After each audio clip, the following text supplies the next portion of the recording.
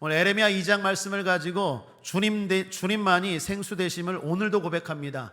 주님만이 생수되심을 오늘도 고백합니다 라는 제목으로 하나님 말씀 나누겠습니다. 먼저 오늘 본문이 긴데요, 좀 네달락으로 정리하고 이 말씀을 여러분들과 살펴보고자 합니다. 첫 번째는 좋았던 과거, 두 번째는 그런데 심판, 세 번째는 나빠진 이유, 그리고 네 번째 결론으로는 다시 한번 매일 주님, 이렇게 나누어서 오늘 이 말씀을 보면 에레미야 2장 이 긴 말씀이 조금 더 이해하기 쉬우리라 믿습니다. 자, 먼저 좋았던 과거입니다. 1절부터 3절까지가 그 내용입니다. 하나님이 에레미야에게 말합니다. 2절 상반절에 가서 예루살렘 거민의 귀에 외쳐 말할지니라.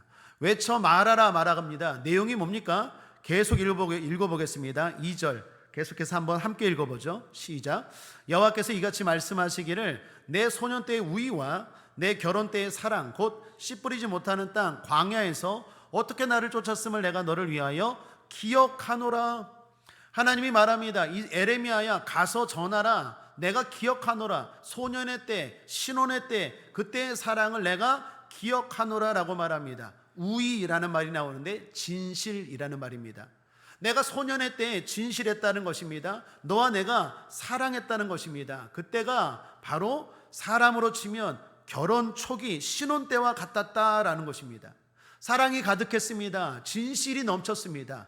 결혼했을 때, 처음에 신혼 때 너무 행복했을 때를 말하는 것입니다. 3절도 계속 보시죠. 함께 읽겠습니다. 그때 이스라엘은 나 여호와의 성물 곧 나의 소산 중 처음 열매가 되었나니 그를 삼키는 자면 다 벌을 받아 재앙을 만났으리라. 여호와의 말이니라. 대단히 멋진 말씀이고 우리에게는 대단히 복된 말씀입니다. 이스라엘 보고 말합니다. 너희는 하나님의 성물이었대요. 그 말은 특별했다라는 거예요. 여러분, 마이크가 있지만 강단에 있는 마이크는 세상에 있는 마이크와 다릅니다. 성물이라고 말합니다. 여기 강대상이 있습니다. 책상이 있습니다. 세상에도 책상이 있지만 성전에 있는 강대상은 성물이라고 말합니다. 특별하다는 거죠.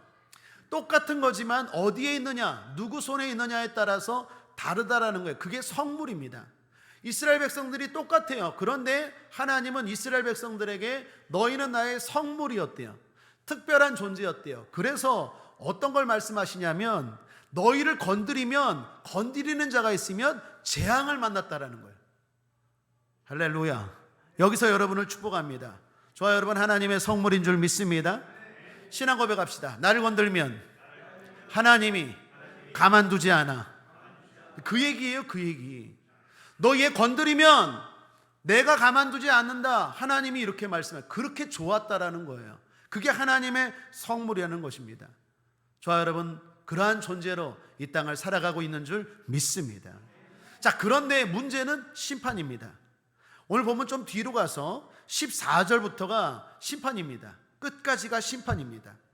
하나로 묶어보면 심판인데 조금 자세히 구체적으로 보면 세 가지의 심판을 말하고 있어요. 하나는 그랬던 너희가 수치를 당하리라 라고 심판을 말씀하십니다. 특별히 16절을 보십시오. 놉과 다바네스의 자손도 내 정수리를 상하였으니. 놉은 애굽의 수도입니다. 다바네스는 애굽의 나일강 삼각주 지역에 있는 도시입니다. 한마디로 애굽이 네 정수리를 상했대요. 여러분, 정수리를 상했다는 말이 뭘까요? 대머리가 되겠다는 거예요. 대머리로 되겠다. 그게 뭐가 문제인데요? 당시에 머리를 미는 건요, 엄청난 수치예요. 그러니까 다스리고 복종시키고 머리를 밀었다라는 것은 엄청나게 너희가 수치를 당했다라는 것입니다. 삭발당했다라는 거예요. 하나님의 사랑을 받았던 존재가 수치와 모욕의 심판을 당한대요. 그 예언입니다. 심판을 예언하는 거예요. 또 하나 눈여겨볼 심판은 통제되지 않는 욕망입니다. 욕망. 여러분, 23절부터 24절인데 이게 이해하기 쉽게 하기 위해서 제가 세번역 성경으로 한번 읽어보겠습니다. 23절, 내가 스스로의 몸을 더럽히지 않았고 바알 신들을 따라가지도 않았다고 감히 말할 수 있느냐? 내가 골짜기에서 한 일을 생각해 보아라. 내가 무엇을 했는지 깨달아라. 너는 이리저리 날뛰는 발이 빠른 암나귀와 같았다. 너는 사막에 익숙한 야생 암나귀와 같았다. 암내만 나면 헐떡이는 그 짐승, 그 짐승이 발정하면 누가 그것을 가라앉힐 수 있겠느냐. 그런 암컷을 찾아다니는 수컷은 어느 것이나 힘들이지 않고서도 발정기가 된 암컷을 만나게 된다. 세 번역으로 읽어도 좀 어렵죠. 한마디로 이 얘기예요. 우리가 하나님이 붙잡아 주시기 때문에 우리가 욕망이 있고 더러운 생각과 더러운 계획과 더러운 본성이 있지만 이렇게 거룩하게 하나님의 뜻대로 살아가는 줄 믿습니다. 그런데 하나님의 심판 중에 하나가 뭐냐? 내버려 두겠다는 거예요. 이게 왜 무섭습니까? 내버려 두면 우리는 마치 발정난 암컷이 수컷을 보고 아니면 수컷이 암컷을 보고 막 쫓아다니는 것처럼 본능에 사로잡혀서 살아간다는 거예요. 바울도 유명한 말 했죠. 로마서에서 1장 24절에 그러므로 하나님께서 저희를 마음의 정욕대로 더러움에 내어버려 두사 저희 몸을 서로 욕되게 하셨으니, 이게 내어버려 두사라는 말이 신학적으로 유기입니다. 유기. 제일 무서운 심판이, 하나님이 잔소리할 때 아직도 희망이 있어요. 하나님이 때릴 때 아직도 사랑입니다. 그런데 진짜 하나님이 화가 나시면요, 내버려둬요. 내버려둬. 너 맘대로 해. 이게 진짜 무서운 거예요. 그게 유기예요. 유기. 내어버려 두사. 내어버려 두는 게 왜 무섭습니까? 사람은요, 내어버려 두면 욕망이 통제가 안 돼요. 마치 발정난 수컷처럼 그냥 정욕에 그냥 휩싸여서 그냥 정신없이 살아요. 정신없이. 통제가 안 돼요. 하나님이 이러한 심판을 예언하시는 것입니다. 마지막 심판은 뭡니까? 결론적으로 하는 일마다 형통치 않대요. 37절입니다. 내가 두 손으로 내 머리를 싸고 거기서도 나가리니 이는 내가 의지하는 자들을 나 여호와가 버렸으므로 내가 그들을 인하여 형통치 못할 것임이니라. 자, 그럼 세 번째입니다. 나빠진 이유입니다. 여러분, 처음에 좋았던 과거를 이야기합니다. 마치 너를 만났을 때, 결혼했을 때 신혼생활처럼 너무 행복했다, 너무 진실했다, 우리는 사랑이 넘쳤지. 그런데 앞으로는 너 이런 수치를 당할 거야, 이런 고통을 당할 거야, 네가 본능에 사로잡혀서 정신없이 부끄러운 가운데 살아갈 거야, 그리고 결국 하는 일들마다 형통치 못할 거야 라고 심판을 예언합니다. 과거는 좋았어요. 그런데 미래는 심판입니다. 이유가 뭡니까? 이렇게 나빠진 이유가 뭡니까? 오늘 현재의 문제예요. 하나님이 이렇게 말씀합니다. 난 잘못이 없는데 너희들이 나를 멀리했대요. 5절입니다. 5절. 나 여호와가 이같이 말하노라. 너희 열조가 내게서 무슨 불의함을 보았간데 나를 멀리하고 허탄한 것을 따라 헛되이 행하였느냐. 하나님 말하는 거예요. 나 잘못한 거 없는데, 네가 너희들이 나를 멀리했다라는 거예요. 하나님을 떠나 헛된 것을 쫓아갔다라는 거예요. 사실 그게 가장 중요한 이유입니다. 하나님이 뭔가 잘못했거나 섭섭한 일을 했으면 이해가 되는데, 하나님이 말해요. 나 억울하다? 나 아무것도 잘못한 게 없는데, 불의한 게 없는데 너희가 나를 떠났다라고 말합니다. 그러면서 지도자들도 책망합니다. 8절. 제사장들은 여호와께서 어디 계시냐 하지 아니하며, 법 잡은 자들은 나를 알지도 못하며, 관리들도 나를 항거하며, 선자들은 바알의 이름으로 예언하고 무익한 것을 쫓았느니라. 여기 지도자들이 나옵니다. 제사장, 재판장, 선지자. 백성들이 하나님을 멀리합니다. 잘못된 길을 걸어갑니다. 그런데 제사장이 하나님을 찾도록 하지 않아요. 예배를 드리질 않아요. 사랑하는 여러분, 잊지 마십시오. 오늘 우리 찬양팀 보면서 참 도전이 되고 하나님이 복 주겠다는 마음이 들어요. 왜요? 아무도 없네. 근데 성령 충만함으로 찬양해요. 손 들고 찬양해요. 당시 제사장들은 어땠을까요? 사람들이 하나님 앞에 예배를 안 드려요. 예배를 안 드리니까 예배를 없애요. 이거 망할 짓이에요. 없어도 예배하는 거예요. 아무도 예배하지 않는 그곳에서 주를 예배하리라. 아무도, 여기까지. 예배해야 돼요. 근데 제사장들이요, 핑계가 있어요. 사람들이 예배를 안 드려요. 그래서 예배를 없애요. 주일 저녁 예배 없애요. 철야 예배 없애요. 망할 징조예요. 망할 징조. 백성들이 그렇게 가도 제사장들은 예배해야 되고 예배의 자리로 불러야 되는데, 그들이 먼저 예배자가 돼야 되는데 예배의 중심이 하나님이 아니라 사람이에요. 그러니까 안 드리니까 없으니까 없애. 그럼 뭐합니까? 나중에 안 드리는 거예요.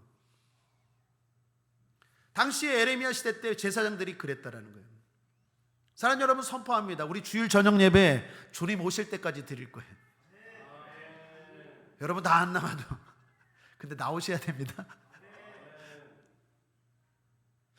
또한 재판장들이 어떻습니까? 하나님에 대해서 반항합니다. 뇌물 받고 악을 행해요. 공의롭게 판단하지 않습니다. 심지어 선지자들이요 바알의 이름으로 예언하고 무익한 것을 쫓았대요. 여러분, 선지자들이 바알의 이름으로 예언했대요. 아니, 하나님을 섬기는 선지자들이 어떻게 바알의 이름으로 예언했을까? 그 말은 바알은 풍요를 상징합니다. 풍요를 상징해요. 다시 말하면 선지자들이 하나님의 뜻을 전한 게 아니라 제멋대로 축복했다라는 거예요. 잘못된 길을 걸어가는데도 불구하고 제멋대로 축복했다는 거예요. 예수 이름으로 축복합니다. 무조건 축복했다라는 거예요. 그게 바알의 이름으로 축복했다는 거예요. 바알은 부요의 상징입니다. 하나님의 뜻이 선지자들의 중심이 아니라 부요와 행복과 사람들의 뜻이 선지자들의 중심이었다는 거예요. 이거 총체적인 타락이. 지도자들마저 타락했어요. 희망이 안 보입니다. 그러면서 하나님 웅덩이 이야기합니다. 웅덩이. 우리가 잘 아는, 많이 들었던 말씀이에요. 13절. 내 백성이 두 가지 악을 행하였나니 곧 생수에 근원되는 나를 버린 것과 스스로 웅덩이를 판 것인데 그것은 물을 저축치 못할 터진 웅덩이니라. 하나님을 버리고 자기 마음대로 웅덩이를 만들었는데 그게 터질 웅덩이래요. 당시 팔레스타인은요 물이 귀합니다. 그래서 웅덩이를 판 다음에 물을 저장시키고 그 물을 먹어요. 그런데 웅덩이를 만들려면 방수 시스템이 필요하잖아요. 그래서 회반죽을 칠합니다. 회반죽을 칠해서 물이 스며들지 않게 해야 되는데 이 회반죽이요 자주 깨져요. 회반죽이 깨져버리면 어떻게 될까요? 물도 새어나갈 뿐만 아니라 그 회반죽이 물을 더럽혀버리는 거예요. 그러니까 먹지 못할 물이 되는 거예요. 그게 바로 터진 웅덩이다라는 거예요. 하나님을 버리고 자기 힘으로 살아보려고 노력합니다. 자기 능력과 자기 지혜로 살아보려고 노력합니다. 그런데 결과적으로 터진 웅덩이, 못 먹을 물이 되었다라는 것입니다. 사랑하는 여러분, 의지하는 것이 지혜입니다. 의지하는 것이 복입니다. 의지하는 게 아무것도 아닌 것 같지만 이게 가장 무서운 거예요. 예배하며 의지하십시오. 찬양하며 의지하십시오. 봉사하며 의지하십시오. 내가 하나님을 의지할 때 하나님이 일하십니다. 그리고 이런 책망도 하십니다. 27절, 이건 한번 함께 읽어보죠. 27절 시작. 그들이 나무를 향하여 너는 나의 아비라 하며 돌을 향하여 너는 나를 낳았다 하고 그 등을 내게로 향하고 그 얼굴은 내게로 향치 아니하다가 환난을 당할 때에는 이르기를 일어나 우리를 구원하소서 하리라. 무슨 말입니까? 평소에는 하나님을 의지하지 않아요. 등을 돌려요. 예배 드려라, 하나님 뜻대로 살아라, 그래도 말 듣지 않고 등을 돌려요. 그리고 나무를 바라보고 빌고 우상을 향하여 빌고 하나님 의지하지 않다가 환난을 당하고 어려우니까 하나님 앞에 나와서 말합니다. 우리를 도우소서. 하나님 이거 지적하세요. 이런 신앙이 어떤 신앙입니까? 기회주의적인 신앙이에요. 평소에는 하나님을 의지하지 않아요. 평소에는 자기 마음대로 살아요. 하나님 앞에 등 돌려요. 그러다가 문제가 생기고 어려움이 생기고 환난을 만나면 그때서 하나님 우리를 환난에서 구원해 주소서. 사실 그런 사람들 많잖아요. 그죠? 근데 문제는 하나님이 그걸 지적하고 있다는 거예요. 잘못된 신앙이라는 거예요. 사랑하는 여러분, 잘 되든 안 되든, 흥하든 망하든, 성하든 쇠하든, 강하든 약하든 하나님 의지합시다. 문제만 생기면 하나님 도와주세요. 평소에는 하나님 모르다가 하나님이 이거 싫대요. 이거 문제래요. 그리고 심판하십니다. 35절도 보십시오. 그러나 너는 말하기를 나는 무죄하니 그 진노가 참으로 내게서 떠났다거니와 보라 내 말이 나는 죄를 범치 아니었다 함을 인하여 내가 너를 심판하리라. 심지어 이 사람들이요 살인까지 했어요. 어떤 사람을 죽였느냐? 강도가 아니라 선지자를 죽였어요. 앞에 34절에 보면요, 선지자를 죽인 이유가 나옵니다. 왜요? 책망 때문에. 담구멍을 뚫음을 인함이 아니라 선지자들의 책망을 인함이라. 무슨 말입니까? 담구멍을 뚫고 누가 들어옵니까? 도둑이 들어오죠. 강도가 들어오죠. 강도이기 때문에 어쩔 수 없이 죽인 게 아니라 선지자들을 죽였대요. 왜요? 책망했다고. 그러니까 선지자들이 무서워서 책망하겠습니까? 선지자들은 무서워서 책망 못하고, 책망하는 선지자들은 또 백성들이 죽여버리고. 그런 말 하지 마, 너나 잘해. 이거 완전 국가 총체적인 문제가 돌아다니는 거예요. 그러면서 말합니다. 더 심각한 건 뭐예요? 난 죄 지은 거 없는데요. 살인까지 해놓고. 그리고 말해요. 이 모든 환란이 지나갈 거야. 난 잘 될 거야. 여러분, 이런 신앙이 어떤 신앙입니까? 자기중심적인 신앙이에요. 기회주의적인 신앙 문제입니다. 자기중심적인 신앙 문제예요. 분명히 문제가 있는데 자기 스스로는 이렇게 생각해요. 하나님은 사랑의 하나님이야. 하나님은 은혜의 하나님이야. 난 잘 될 거야. 결국 나 이 모든 것들이 지나가서 난 잘 될 거야. 물론 잘 되죠. 회개했을 때, 돌이켰을 때. 근데 돌이키지도 않고 뻔뻔하게 말해요. 사람 죽여놓고, 그것도 선지자를, 하나님의 종을 죽여놓고도 난 죄가 없는데, 난 무죄한데, 그리고 이 환란이 지나갈 건데. 이거 완전 자기중심적인 신앙이죠. 이런 사람들은 뭘 해도 먹혀들지가 않아요. 근데 오늘날에도 그런 사람들이 있죠. 교회에서 말해도 안 들어요. 자기가 더 똑똑하다는 거예요. 유튜브에서 어떤 거 들은 거 가지고, 어디서 조금 뭔가 배운 거 가지고, 아니면 산기도에서 뭔가 조금 은사가 나타난 걸 가지고 그 영적인 교만에 빠져서 안 들어요. 도무지 안 들어요. 자기중심적인 신앙이에요. 기회주의적인 신앙도 문제이고 자기중심적인 신앙도 문제입니다.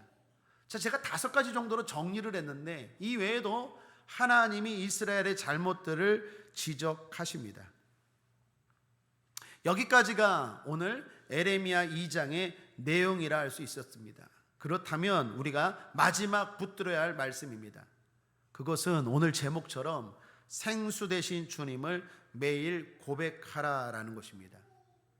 자, 오늘 말씀을 보면 이스라엘의 잘못은 생수 되신 하나님을 버렸다, 그리고 스스로 웅덩이를 팠다라는 얘기입니다. 그렇다면 우리가 배울 점은 뭡니까? 생수 되시는 주님을 붙잡아야 되는 거죠.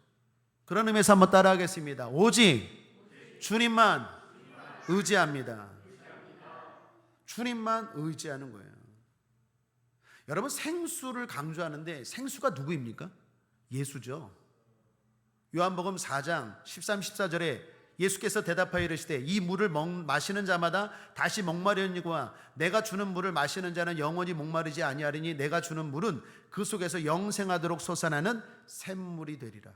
그 예수님 자신을 말하는 거죠. 샘물, 예수님을 믿으면 내 삶에 생수가 넘칩니다. 그런데 그 생수가 더 넘쳐서 강물이 돼요. 그건 뭡니까? 성령이에요. 요한복음 4장에서 생수를 말해요. 내가 생수다고 말하는데 요한복음 7장에 보면 강물을 이야기하세요. 요한복음 7장 37, 39절에 누구든지 목마르거든 내게로 와서 마시라. 나를 믿는 자는 성경에 이른 것 같이 그 배에서 생수의 강이 흘러나오리라 하시니 이는 그를 믿는 자들이 받을 성령을 가리켜 말씀하실 것이라. 여러분, 우리가 예수를 믿으면 내 안에서 생수가 넘쳐 영생이 주어집니다. 그런데 성령 충만하면 강물이 됩니다. 요한복음 4장의 생수가 요한복음 7장에서는 흘러넘치는 강물로 변해요. 이게 뭘 말한다고요? 성령이에요. 그러므로 예수를 믿고 예수님의 영인 성령으로 충만해야 될 줄 믿습니다. 그게 오늘 우리의 답이에요. 세상의 것들로 우리 채울 수 없습니다. 세상의 것들을 의지하지 마십시오. 그것들이 우리에게 행복을 주는 거 아닙니다. 세기의 결혼이라고 하는 결혼이 있었죠. 그리스의 선박왕 오나시스라는 사람이 제클린과 결혼했습니다. 제클린이 누구일까요? 케네디 대통령의 미망인이었어요. 미망인 제클린. 아주 아름다웠나 봐요. 근데 이 오나시스라는 이 부자가 선박왕이라는 부자, 배가 얼마나 많았느냐, 250척이 있었대요. 그것도 이런 자그마한 배가 아니라 엄청난 배. 그러니까 어지간한 나라의 해군, 해군에 가까운 그러한 부를 가진, 능력을 가진 사람이 오나시스였다고 합니다. 1960년대 70년대 이야기입니다. 그 제클린하고 결혼했는데 이 제클린이요, 낭비벽이 엄청 심했대요. 그 돈을 끊임없이 썼대요, 여기저기. 그런데 오나시스가 부자잖아요. 그 부자도 감당할 수 없을 정도로 제클린의 낭비벽이 심했대요. 왜 그럴까요? 채워지지 않으니까. 그래서 어느 정도냐면 오나시스가요, 딱 한계를 정했는데 제클린에게 하루에 $10,000 이상은 쓰지 마 그랬대요. $10,000가요, 지금도 엄청난 큰 돈이지만 60년대에 $10,000는요 엄청난 큰 돈이에요. 근데 그렇게 커트라인을 정할 정도로 제클린이 낭비벽이 심했대요. 소비벽이 심했대요. 왜 그럴까요? 채워지지 않는 거예요. 아무리 써도. 이렇게 많은 돈을 쓰고 이렇게 많은 일들을 했지만 이 부부가 행복했을까요? 이 부부와 관련해서 비극이 있습니다. 오나시스에게는요, 아들 하나와 딸 하나가 있었는데 제클린과의 사이에서 낳은 아들과 딸이 아니라 전처에게서 낳은 아들과 딸인데, 아들에게요 선물로 경비행기를 선물해 줬대요, 생일날. 이야, 우리 집사람 엊그제 생일이었는데 저는 그냥 퉁쳤거든요. 나도 못 받았거든. 그래서 서로 퉁쳤는데 생일날 경비행기를 선물해 줬대. 와, 부럽습니까? 백이식 부러운 것 같은데. 아버지한테 아들 생일날 경비행기를 선물해 줬대요. 얼마나 돈이 넘쳐요. 근데 그 경비행기 몰다가 아들이 죽었어요. 행복입니까? 제클린도요, 케네디 대통령과의 사이에 난 아들이 있는데 이 아들에게도 경비행기 또 선물해 줬대요. 근데 그 아들도 경비행기 몰다가 죽었대요. 더군다나 딸은요, 유부남을 꼬셔서 결혼했는데 또 이혼하고 5번 정도 이혼, 재혼 반복하다가 결국 마지막에 마약으로 딸이 죽었대요. 오나시스와 제클린, 세기적인 결혼이었고 모든 것 하나 부족함이 없는 가정과 부러움의 대상이었는데 결국은 불행하더라는 거예요. 왜요? 터진 웅덩이니라. 하나님만이 우리를 채울 수 있어요. 하나님만 의지해야 됩니다. 그것이 지혜인 줄 믿습니다. 유명한 영화배우 마릴린 몬로가 이런 말을 했다고 하죠. 나는 한 여성이 지닐 수 있는 모든 것을 가졌다. 나는 젊다. 나는 아름답다. 나는 돈이 많다. 나는 사랑에 굶주리지 않는다. 하루에도 수백 통의 팬레터를 받고 있다. 나는 건강하고 나는 부족한 것이 아무것도 없다. 그런데 웬일일까? 나는 공허하다. 나는 불행하다. 이유 없는 반항이라는 말도 있다는데 나는 이유 없이 불행하다. 이거 왜 이럴까요? 터진 웅덩이니라. 놀라운 건요, 오나시스, 제클린, 마릴린 몬로가 다 예수를 믿다가 버렸대요. 주님을 떠나고 주님이 아닌 다른 것들로 체험받으려고 했을 때 채워지지 않는다는 것, 우리는 역사를 통해서, 성경을 통해서, 주변을 통해서도 많이 보는 이야기입니다. 사랑하는 여러분, 하나님을 떠나지 맙시다. 하나님 의지하고 하나님 믿는 것이 우리가 해야 될 중요한 일인 줄 믿습니다. 한 왕이 역사가들에게 인류 역사를 기록해달라고 요청했답니다. 그런데 기록하다 보니 양이 너무 많아요. 왕이 다 읽을 수 없어서 짧게 요약해서 몇 권의 책으로 요약했는데 그것도 너무 많대요. 그래서 하나로 요약해야 그랬더니 한 권도 너무 많아요. 왕이 게으른 거죠. 책도 안 읽으니까. 한마디로 세계 역사는 뭔데? 그랬더니 역사가들 수십 명이 모아서 딱 한 글자로 요약했대요. 그게 뭔지 아세요? 고통스럽다라는 거예요. 수고스럽다는 거예요. 인류 역사, 인생의 역사는 고생의 역사, 수고의 역사라는 거예요. 여러분, 우리말에 서로 인사할 때 뭐라고 말합니까? 수고하세요. 이게 맞는 말이에요. 일리 있는 말이에요. 인생이 수고예요. 그 인생의 수고로움을 해결할 수 있는 것, 진정으로 하나님밖에 없는 줄 믿습니다. 솔로몬은 전도서 2장 23절에 일평생 근심하고 수고하는 것이 슬픔뿐이라 그의 마음이 밤에도 쉬지 못하나니 이것도 헛되도다. 밤에도 쉬지 못한대요. 잠을 자도 깊이 잠을 못 자요. 왜요? 내 인생 하나님만이 채울 수 있어요. 시편에 말합니다. 주께서 사랑하시는 자에게 잠을 주시는도다. 잠이 왜 복입니까? 이해가 돼요. 요즘 세상 이해가 돼요. 잠이 복이구나. 사람들이 잠도 제대로 못 자요. 그렇게 많고 옛날보다 훨씬 더 잘 살고 훨씬 더 많이 가졌는데 왜 그렇게 불안하고 뭐가 그렇게 만족스럽지 못하고 뭐가 그렇게 괴로운지 모르겠어요. 이유가 뭘까요? 하나님을 멀리하면 터진 웅덩이야. 내 힘으로는 안 돼요. 하나님만이 채울 수 있는 줄 믿습니다. 자, 결론입니다. 주목하십시오. 이스라엘 백성들이 이거 몰랐을까요? 이스라엘 백성들이 왜 하나님을 버렸을까요? 왜 하나님을 멀리했을까요? 이스라엘 백성들이 이거 모르나요? 알아요. 우리보다 더 많은 기적을 경험한 백성이에요.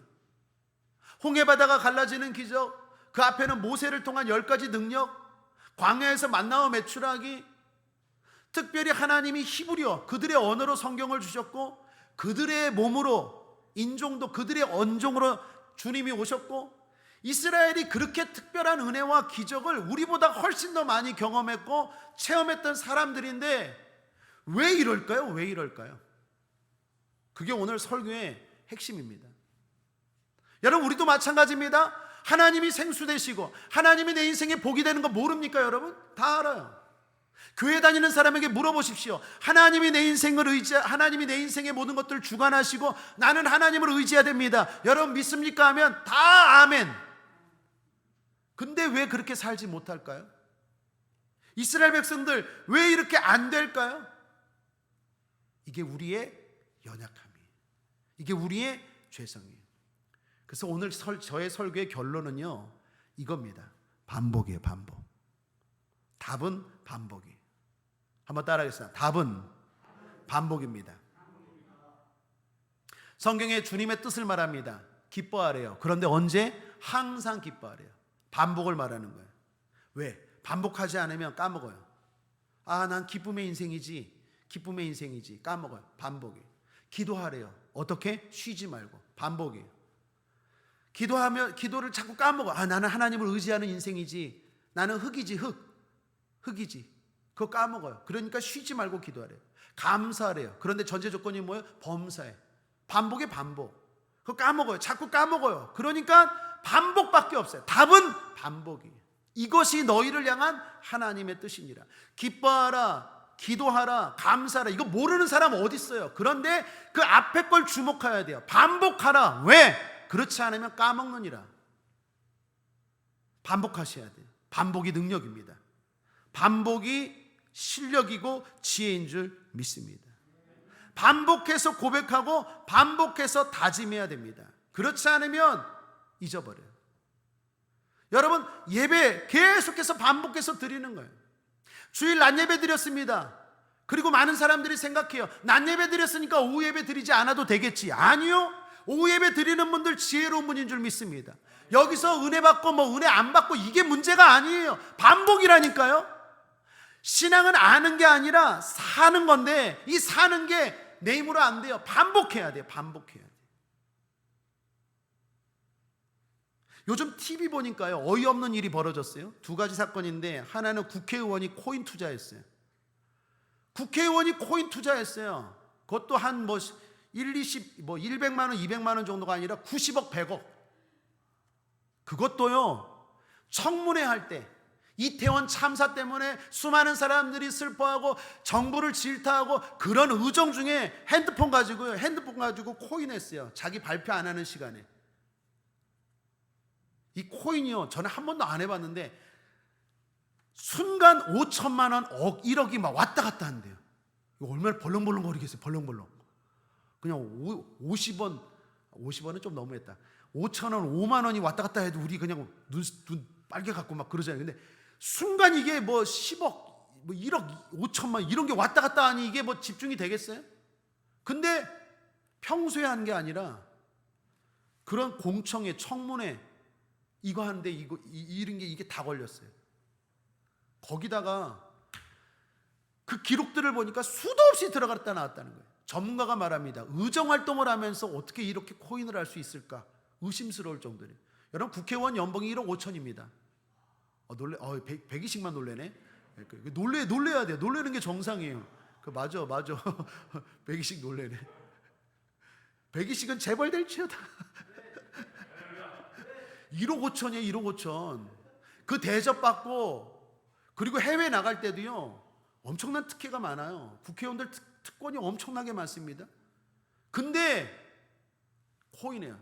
그러면서 겉으로는 막 깨끗한 척, 누구를 위하는 척, 대변하는 척. 이게 다 걸렸어요.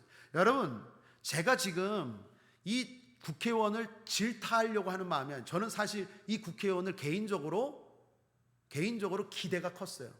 젊은 국회의원이고 바른말 할 줄 알고, 그리고 깨끗해서 기대가 됐어요. 그리고 지금도 이 사람을 비난하고 싶은 마음이 없어요. 제가 말하고자 하는 건 뭐냐, 어이없는 이런 일들이 벌어진다니까요. 이분도 처음부터 그랬겠습니까? 아니에요. 또 하나 생각나는 사건은 어이가 없네. 모르십니까? 유명한 영화 대사인데 어이가 없네. 유명한 영화 배우가 마약을 했어요. 깜짝 놀랐어요. 그런 이미지 아니었거든요. 여러분, 어이가요, 어처구니라는 말이에요. 근데 그 어이의 유래 가운데 하나가 맷돌의 손잡이라는 뜻이에요. 맷돌이 있어요. 그런데 손잡이가 없네? 어이가 없네? 이거 어떻게 돌려? 그럴 때 하는 말이 어이가 없네. 중요한 게 빠졌어요. 어처구니 없는 일이 벌어져요. 여러분, 똑같습니다. 이 영화 배우를 제가 비난할 마음이 없어요. 제가 누구를 정죄할 마음이 없어요. 분명히 이 영화 배우도 엄청난 노력으로 거기까지 올라왔고 인기와 실력을 쌓을 건데 한순간에 이렇게 된다니까요. 우리도 마찬가지예요. 저도 마찬가지고 여러분도 마찬가지예요. 답은 반복이에요. 얼마 전에 돌아가신 최성규 원로 목사님, 저의 멘토이고 영적인 아버지 최성규 원로 목사님이 저를 보고 한 말이 있어요. 제 마음에 새기는 말. 몇 가지가 있는데 그 중에 하나가 뭔지 아세요? 김 목사, 미쳐야 미쳐. 한번 따라할까요? 미쳐야 미쳐. 무슨 말일까요? 김 목사는 아직 안 미쳤어. 저보고 목사님, 제가 미치기를 원하십니까? 여러분, 미쳐야 미쳐가요. 앞에 미쳐야는 뭐예요? 집중하라는 얘기고, 뒤에 미쳐는 이르다라는 말. 이르다. 미쳐야 미쳐. 제가 본 최성규 목사님은 미쳤어요. 예배에 미쳤고, 기도에 미쳤고, 찬양에 미쳤고, 사명에 미쳤어요. 그러니까 어이가 없네, 이게 없는 거예요. 이르는 거예요. 그런데 많은 사람들이, 그렇게 깨끗했던 국회의원이, 그렇게 이미지가 좋은 영화배우가, 그렇게 훌륭한 목사님이 어이가 없는 짓을 해요. 왜? 미치지 않으면 엉뚱한 짓 해요. 사랑하는 여러분, 반복합시다. 예배하고 또 예배하고, 기도하고 또 기도하고, 찬양하고 또 찬양해야 이룰 수 있어요. 축복에 이룰 수 있고, 하나님 나라 이룰 수 있고, 하나님이 목표하신 곳에 이룰 수 있는 줄 믿습니다. 오늘 설교 제목입니다. 주님만이 생수되심을 강조하고 싶은 게 뭐예요? 매일매일 고백합니다. 매일매일 고백하십시오. 그럴 때 우리는 터진 웅덩이를 쫓아가는 것이 아니라 끝까지 주님 의지하고 우리가 바라는 목표에 이르게 될 줄 믿습니다. 기도하겠습니다. 좋으신 하나님 아버지, 이스라엘 백성들 다 알고 다 경험했던 사람들인데 왜 이런 어처구니 없는 일을 합니까? 답은 반복입니다. 하나님, 우리도 그렇습니다. 아버지 하나님, 날마다 마음을 모아 또 예배하고 또 기도하고 또 말씀 붙들고 또 봉사하고 또 전도하고 또 헌신하고 봉사함으로 말미암아 어처구니가 없는 엉뚱한 일을 하지 않고 잘못된 길로 빠지지 않는 우리 모두가 되게 하여 주시옵소서. 감사드리며 예수님의 이름으로 축복하고 기도했습니다. 아멘.